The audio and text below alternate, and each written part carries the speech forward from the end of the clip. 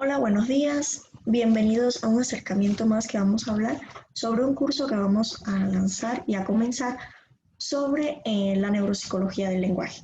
Hoy vamos a hablar un poco sobre la discapacidad auditiva y el mecanismo del lenguaje.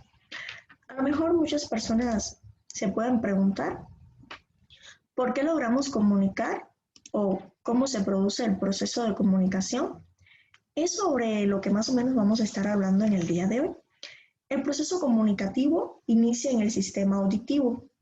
El sistema auditivo, vamos a ver la importancia que tiene la utilización de una correcta escucha, de una correcta audición, y qué sucede cuando hay una sordera profunda o el llamado implante coclear, que es como un mito y un descubrimiento que se está haciendo ahorita. En este siglo son muchas las personas que prefieren tener el implante coclear. ¿Por qué? Porque el implante coclear es este dispositivo electrónico que lo que hace es estimular las ondas sonoras que vienen del exterior y la transforma en sonido.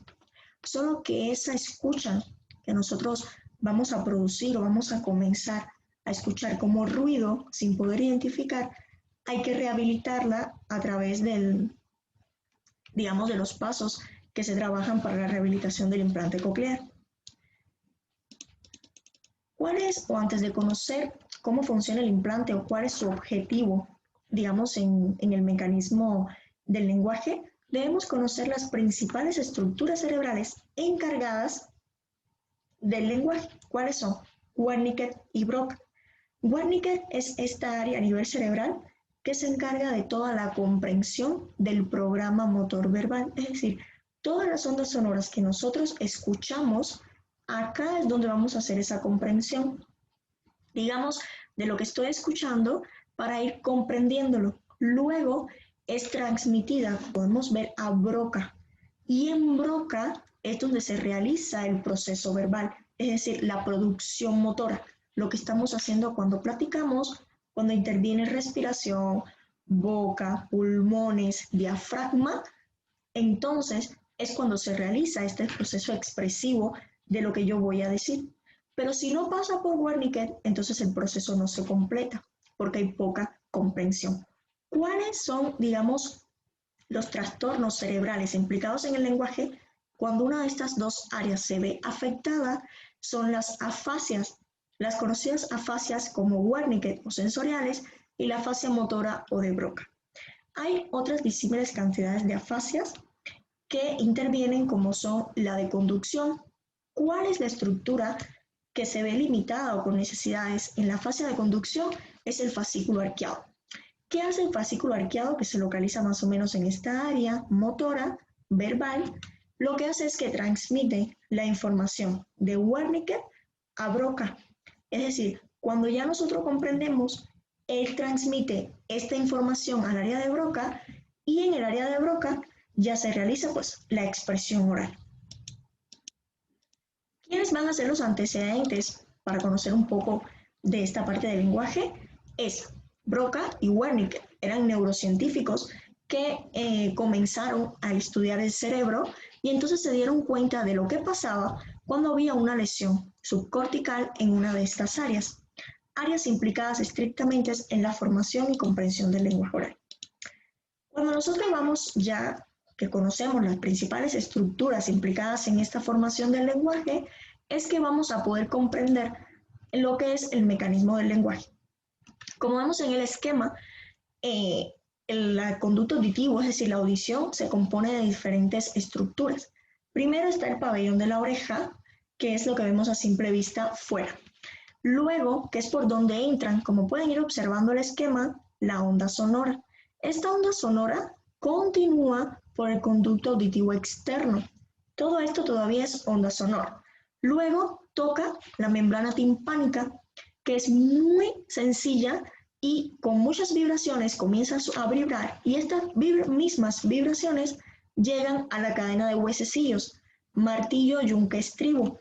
Estas propias vibraciones que se producen desde la propia onda sonora del exterior llega a la cóclea. La cóclea, también conocida como caracol, es uno de los órganos más importantes. ¿Por qué? Porque en ella está el órgano de Corti. porque en ella está el órgano de Corti.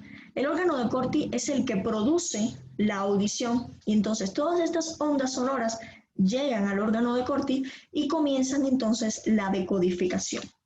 Luego, que como vemos acá, está el nervio auditivo, que es el que va a transmitir hacia la corteza auditiva primaria a nivel cerebral. Acá vemos otro esquema de la audición, pero ya dividido por oído interno, oído medio y oído externo. También nuestro sistema auditivo se compone de estos tres elementos. El oído externo compone desde el pabellón de la oreja hasta el conducto auditivo externo.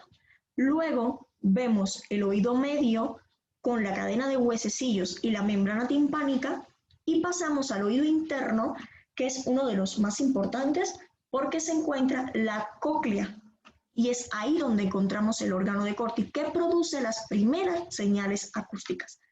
Por eso decimos que no debemos perforar o no es recomendable perforar ni introducir ningún objeto extraño, porque si se pueden percatar, la membrana timpánica es una telita de cebolla muy sencilla. Al perforar la membrana timpánica podemos tener una pérdida leve de la audición. Si llegamos al oído medio o se perfora una de las cadenas de huesecillos, ya es una pérdida moderada o severa de la audición. Lo mismo va a suceder en el oído medio cuando hay una infección o demás, podemos hasta perder la audición de uno de nuestros oídos. Por eso siempre es importante mediar las pérdidas auditivas que podamos tener para entonces saber si es una pérdida severa o es una pérdida leve.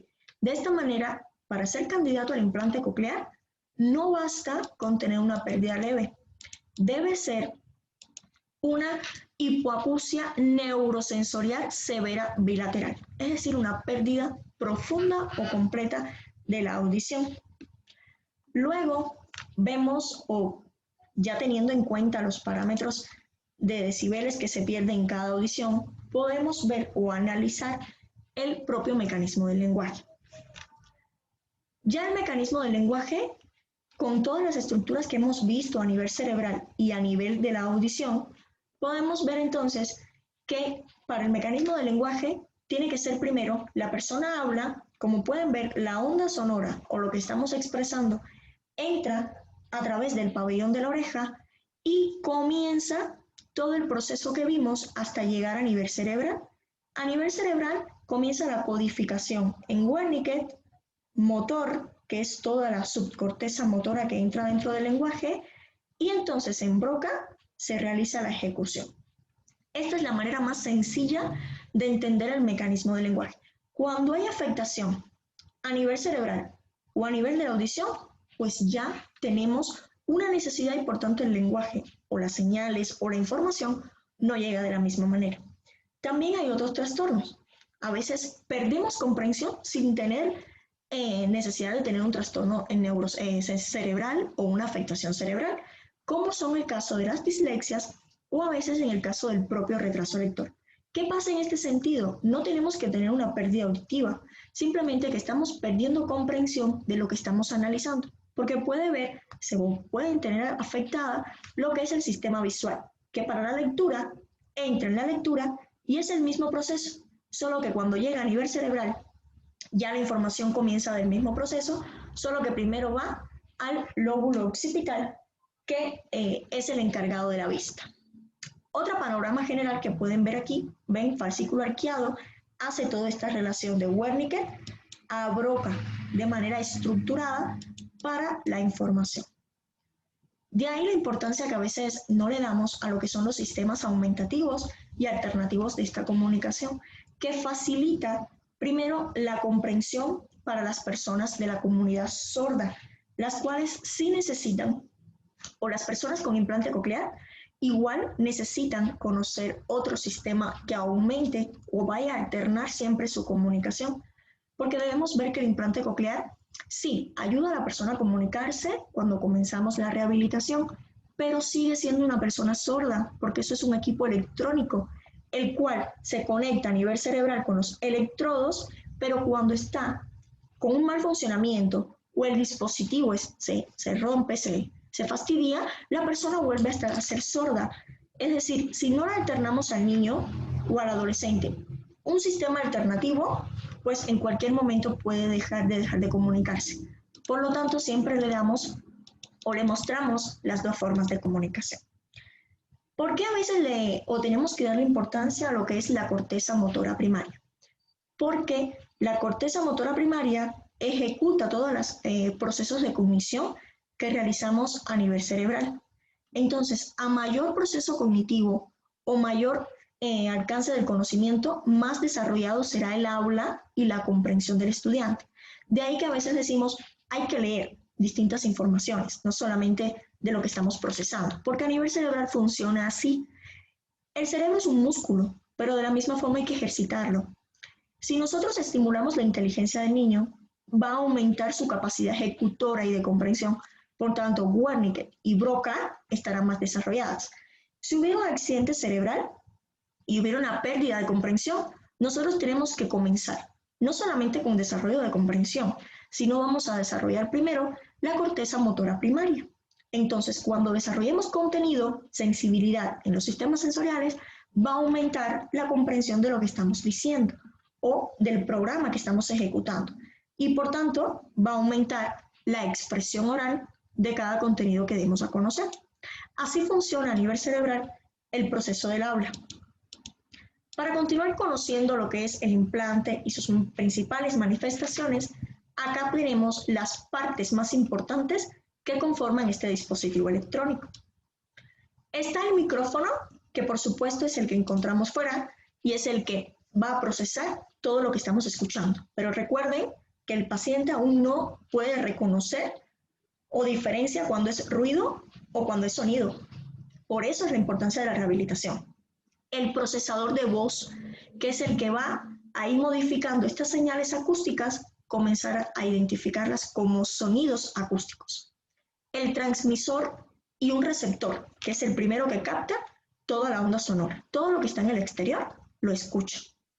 Y una serie de electrodos que son los que se conectan, estos de acá, con la corteza auditiva primaria, para que estimule esas señales acústicas o reciba esos impulsos electrónicos que vienen del exterior. También para que puedan entender cómo funciona más el área cerebral, debemos entender que tenemos 4 lóbulos, o como dividimos el cerebro, tenemos los 4 lóbulos. El frontal, que implica o está implicado en el área del aprendizaje. El parietal, que es el área de las emociones y también en el aprendizaje. El occipital, que es el de la vista. Y los temporales, que están en el lado de la audición y están muy implicados en el área tanto de audición como de equilibrio. Por eso a veces tenemos pérdidas de equilibrio, es específicamente por los lóbulos temporales. Por tanto, una de las principales funciones del fascículo arqueado como estructura del lenguaje es enlazar, como vimos, la información de Wernicke a Broca y, por tanto, cuando hay una lesión en esta estructura, lo que se hace es una repetición en el lenguaje hablado, o lo que conocemos como la ecolalia. Pero la ecolalia es la repetición involuntaria de palabras. Ya en este caso, cuando hay un deterioro, es una repetición que se realiza de manera voluntaria porque el paciente no puede determinar ni determina las sílabas o palabras que ellos mismos están pronunciando. Tenemos, como ustedes saben, 2 hemisferios, el derecho y el izquierdo. El izquierdo es el principal para la emisión de las palabras, recepción y expresión. Por lo tanto, en el curso que vamos a lanzar más adelante sobre la neuropsicología del lenguaje, vamos a abarcar la rehabilitación en el implantado y la rehabilitación en las afasias.